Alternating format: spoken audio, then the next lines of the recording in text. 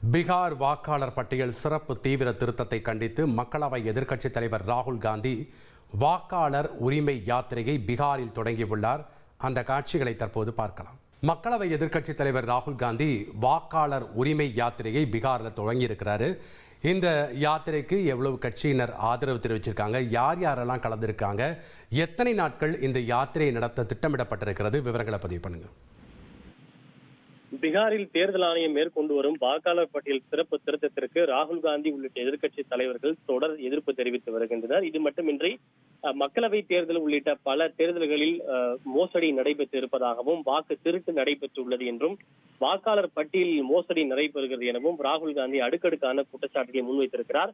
இது குறித்தெல்லாம் பொதுமக்கள் மத்தியில் கொண்டு சேர்க்கவும், வாக்காளர்களுக்கு விழிப்புணர்வை ஏற்படுத்தவும் பீகார் மாநிலத்தில் மக்களவை எதிர்க்கட்சி தலைவர் ராகுல் காந்தி வாக்காளர் விழிப்புணர்வு யாத்திரையை மேற்கொண்டு வருகிறார்.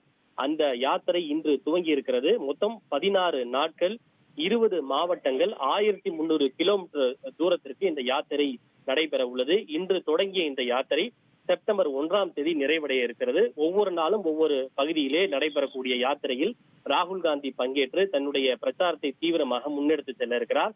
முதல் நாளான இன்று சாசாராம் மாவட்டத்தில் இருக்கக்கூடிய ரோத்தாஸ் என்னும் பகுதியில் இருந்து ராகுல் காந்தியினுடைய இந்த வாக்காளர் விழிப்புணர்வு யாத்திரை துவங்கி இருக்கிறது. ஒரே வாகனத்தில் மக்களவை எதிர்க்கட்சி தலைவர் ராகுல் காந்தி, பீகார் சட்டப்பேரவை எதிர்க்கட்சி தலைவரும் முன்னாள் துணை முதல்வருமான தேஜஸ்வி யாதவ் உள்ளிட்டோர் இந்த பேரணியில் பங்கேற்று பொதுமக்களை பார்த்து கையசைத்தவாறு உற்சாகமாக சென்று கொண்டிருக்கின்றனர்.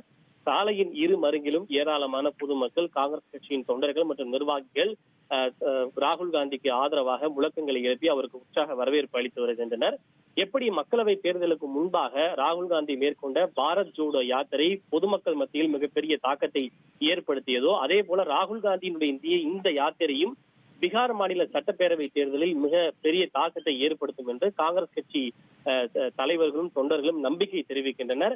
தங்களுடைய கோரிக்கை ஒன்றே ஒன்றுதான், மகாராஷ்டிரா சட்டப்பேரவை தேர்தலில் தேர்தல் ஆணையம் எப்படி தேர்தலை திருடியதோ அதே போல பீகார் சட்டப்பேரவை தேர்தலை திருட நாங்கள் அனுமதிக்க மாட்டோம், அதனை தடுத்து நிறுத்துவோம் என்று ராகுல் காந்தி உள்ளிட்ட காங்கிரஸ் கட்சியினர் தொடர்ந்து கூறி வருகின்றனர்.